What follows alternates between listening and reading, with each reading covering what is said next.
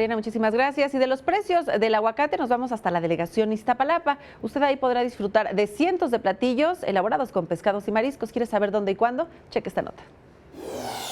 Pescado zarandeado, paella, aguachile y jaiba rellena, entre una diversidad de más de 300 platillos del mar, podrán encontrar los capitalinos en la 13ª Feria del Pescado y el Marisco en la Macroplaza de la delegación Iztapalapa.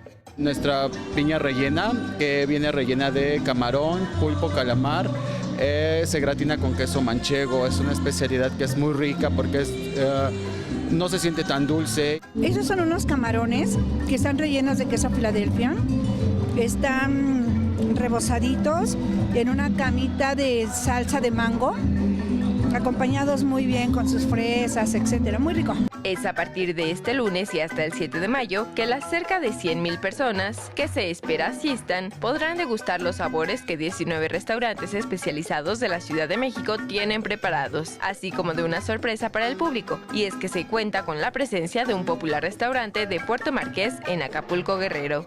Traemos el caldo de camarón con pescado y vamos a meter lo que más vendemos nosotros, que son quesadillas locas, pulpo, camarón y pescado. Los precios allá en el restaurante los damos un poquito más altos, aquí los vamos a bajar porque es una fiesta gastronómica. La derrama económica para esta edición de la feria se prevé en 3 millones de pesos, pues se espera incrementar las ventas, ya que si usted está interesado, podrá encontrar platillos que van desde los 50 y hasta los 100 pesos, además de la frescura y sabor típicos de cada cocina. Queda toda la semana para venir.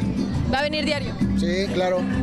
Jorge Barajas en la cámara, Andrea Díaz, 21 Noticias.